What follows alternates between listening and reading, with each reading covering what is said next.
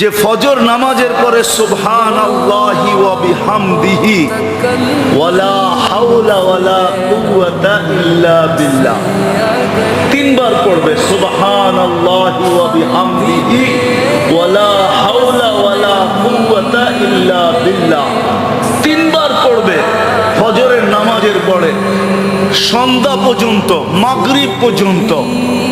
কোনো ধরনের স্ট্রোক হবে না, সব ধরনের স্ট্রোক থেকে নিরাপদ।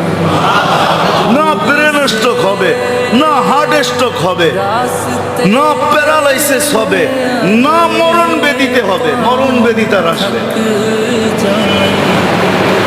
তো যেই সাহাবী নকল করতেছিলেন, তো উনি বলছেন যে তুমি তো প্যারালাইসিস, তোমার কেন হলো? আমার ভাই বলিস না, যেই দিন আমি হয়েছি ওই দিন আমি এটা পড়তে ভুলে গেছি,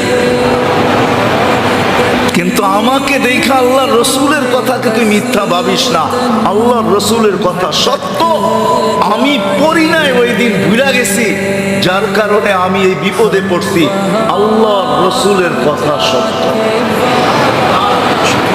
এরকম প্রত্যেক রোগের থেকে সুরক্ষিত থাকার জন্য আল্লাহর রসুল আমাদেরকে, এটার জন্য বিরাট একটা সময় চাই, বিরাট একটা বক্তৃতা চাই, প্রতিদিন লম্বা লম্বা একটা সময় চাই, তাহলে আপনাদেরকে দেখানো যায় যে আল্লাহর রসুল আমাদেরকে সুস্থ থাকার জন্য কি না দিয়ে গেছেন।